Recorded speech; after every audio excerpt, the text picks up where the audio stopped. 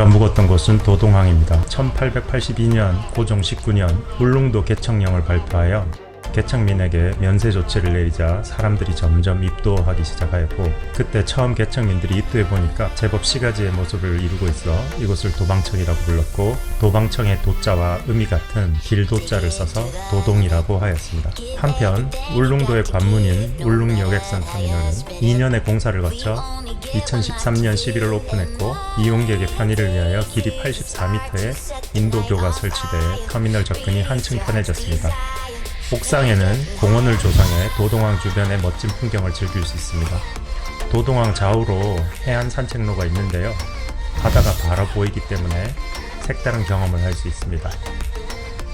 저희는 독도로 가기 위해서 울릉여객선 터미널에서 배를 탔습니다. 독도행 배편은 대저해운의 엘도라도이고 오전 7시 30분 또는 오후 3시 등 시간이 다양하기 때문에 홈페이지를 꼭 확인하시고 예약을 하시면 됩니다. 독도 하면 가장 많이 떠오르는 사진이 있죠. 권오철 작가님이 울릉도에서 찍은 독도의 일출 사진인데요. 떠오르는 태양과 독도가 딱 겹쳐지는 순간을 찍기 위해 3년이나 걸렸다고 합니다. 독도를 찍기 위해 해발 600m 지점에 올라가 날이 좋은 날 독도의 일출을 찍는다, 그런 계획을 가지고 계속 시도를 하셨다고 합니다. 독도의 중요한 점은 울릉도에서 맨눈으로도 독도가 보인다는 것입니다. 자기네 땅이라고 우기는데요, 독도의 다양한 자원적 가치 중 가장 주목받고 있는 게 메탄 하이드레이트입니다.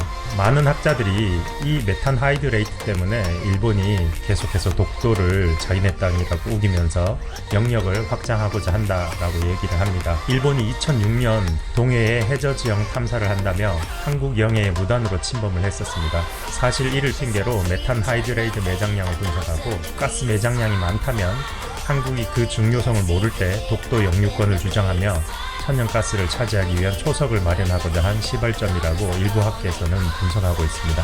메탄 하이드레이트는 고체 가스 덩어리로 배출가스가 휘발유의 70%에 불과하기에 미래 에너지원으로 평가받고 있고, 일본에서 발표한 자료에 따르면 전 세계 천연가스 소비량의 1000년치에 해당하는 양이 동해와 일본해에 묻혀 있다고 합니다. 미국 지질조사국의 추정에 의하면 동해에 약 6억 톤의 메탄 하이드레이트가 매장되어 있고, 이는 2021년 기준 시가로 약 500조 이상의 가치를 가진다고 합니다. 하지만 실제로 더 많은 양이 있을 것으로 전문가들은 예상을 하고 있습니다. 그렇기에 독도는 해양 생물학적 가치 이외에 메탄 하이드레이트라는 미래 에너지원을 위해서라도 꼭 지켜야 하는 섬입니다. 제가 독도를 조사하면서 알게 된 한 가지 재미있는 사실은, 독도의 지질 성분을 조사한 결과 독도가 약 460만 년에서 250만 년 전 사이에 울릉도보다 먼저 생겨났고, 독도가 생겨난 이후에 울릉도가 형성되었으며, 울릉도와 독도의 지질은 서로 유사한 분포를 보이며 응해암, 현무암, 조면암이 대부분이라고 하는 것, 울릉도와 마찬가지로 독도도 같은 지질을 보인다고 합니다. 반면 일본의 오키 제도는 화산 활동과는 전혀 관계가 없는 편마암으로 구성되어 있어 지질학적으로도 전혀 다른 곳입니다. 그리고 울릉도와 독도는 해수면 아래에서 해산의 형태로 서로 연결되어 있습니다. 분리된 게 아니죠. 그래서 울릉도와 독도 사이에는 수심 2000m가 넘는 평원이 있고, 그 가운데 해산이 우뚝 솟아 있는데 그 꼭대기에 독도와 울릉도가 살짝 올라와 있는 경우죠. 울릉도에 위치한 독도박물관에는 대마도는 본시 우리나라 땅이라고 한글과 한자로 쓰여진 비석이 있습니다. 일본은 제국주의 시대에 한국을 침략하며 정신없는 틈을 타서 울릉도와 대마도를 정복했고, 해방 이후 대마도를 돌려주지 않고 있습니다. 이 비석의 지도는 일본이 제작한 지도예요.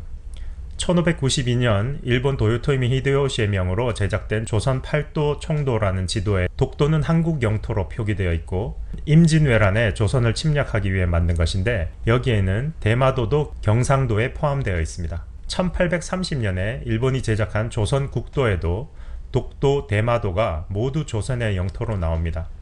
1860년대 삼국 접양지도는 대마도가 조선 땅이라는 것을 국제 공인받은 지도로 대마도와 울릉도, 독도가 모두 같은 색으로 표기되어 있습니다. 18세기 일본 대표적 지리학자인 하야시 시헤이가 그린 조선 팔도 지도에도 울릉도와 우산도, 즉 독도를 같이 그렸고, 한자로 궁숭이라고 하고 이소다케, 즉 돌산이란 뜻으로 표기를 했습니다. 대마도, 즉 스시마는 조선의 영토로 경남 부산 지역에 속한다고 표시되어 있습니다. 2000년 넘게 한국의 영토였던 대마도를 일본이 언제 빼앗아갔을까요?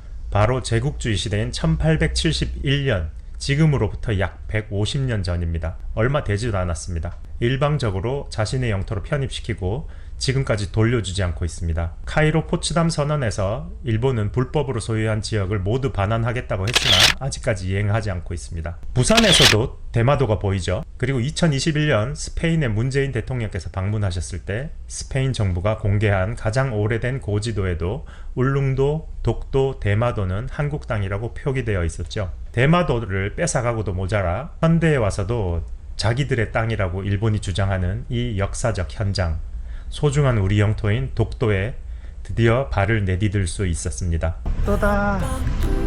독도에 도착했습니다. 독도는 바다 상황이 여의치 않으면 저반 자체를 못하고 그냥 한 바퀴 삥 돌고 가는 그런 섬이라고 얘기를 하는데요. 저희는 정말 운 좋게 이번에 독도에 도달을 했었어요.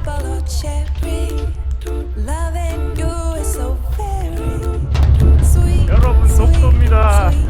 괭이 갈매기들의 주요 서식처인 독도가 한국인들에게 열려 있으니 시간 되시는 분들은 꼭 독도 관광을 하시기를 추천합니다. 가슴이 뭉클해지고 뜨거워집니다.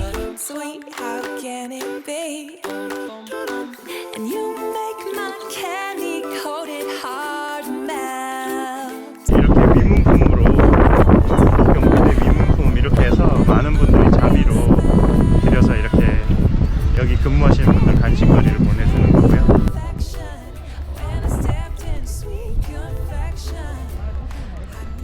안녕하세요. 독도 경비대에 드론 날리는 거 제가 허가 받았는데 얘기하고 날리라고 그러더라고요.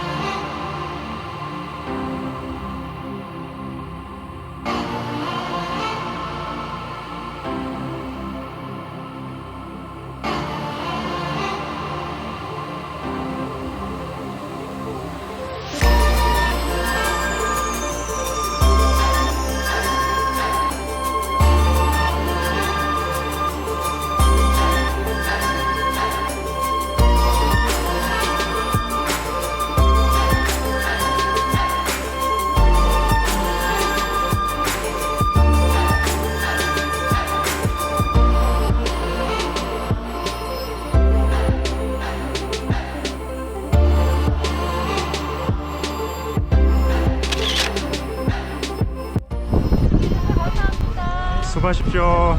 군생활 잘 하십시오.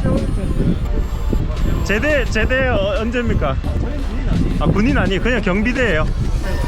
그러면 출퇴근하세요? 한 달씩. 와, 대박인데요. 네.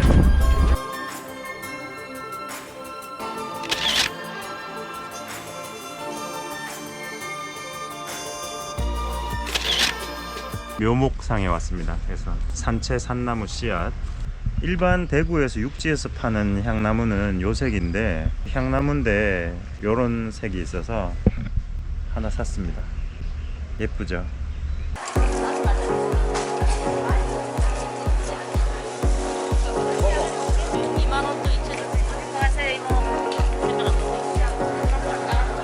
지금 저동항에 왔습니다. 네, 들리죠? 오후 2시부터 들어갔는데요. 저 앞에서 저렇게 줄을 쫙 서가지고 계속 기다리고 있어요. 그냥 이런 데 앉아서 편하게 호박식혜 사고 오징어도 선물로 잔뜩 사가지고 갑니다.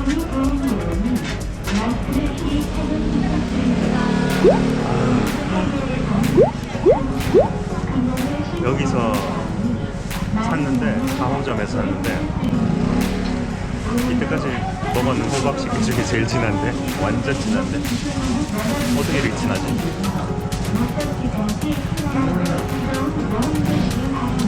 이거를 말로 표현할 길이 없다. 맛이 정말 진합니다. 아줌마 어떻게 이렇게 진해요? 완전 진한데. 네. 향이 울릉 호박엿에서 나는 그 향이랑 똑같이. 많이 들었어요. 네, 엄청 진해요. 저기 그 동네 폭포 가서 먹었는 것보다 이게 더 진해. 더 맛있어요. 이게 호박을 하는데 물론 호박 하지만 어떤 사람들이 호박 가루로 가지고 손을 이렇게 끼기 힘들잖아요. 네. 호박 삶아가 걸려가 삭혀야 되고 이런 거 힘드니까 네. 가루 가지고 가루 싸서 가져가는 데가 있어요. 아, 그래서 연애할 수 있구나. 이건 완전 진한데요? 이거는 그럼 직접 호박 으깨 가지고 하신 거예요? 사가 직접 오자. 엄청 진하네. 이때까지 먹은 것 중에 제일 진하네. 호박을 직접 으깨서 만드셨다고요. 그래서 이렇게 맛이 진합니다. 어떤 집들은 가루로 사가지고 이렇게 먹다 그러는데 그거하고는 다른 것 같아요. 와, 향이랑 맛이 안 먹고 갔으면 큰일 날 뻔했어.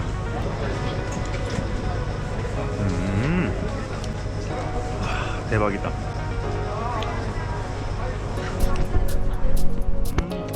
대박입니다. 대박. 진짜. 와. 지금 강릉 가는 데가 여기 있고, 포항 가는 데는 선라이즈, 이렇게 양쪽에서 동시에 타요. 그래서 저는 강릉줄 설 뻔했습니다. 모르고. 다음에는 강릉에서 한번 와봐야 되겠어요. 너무 좋네. 아니면 후포에서 바로 폐속선을 타고 오든지. 울릉도야 잘 있어라.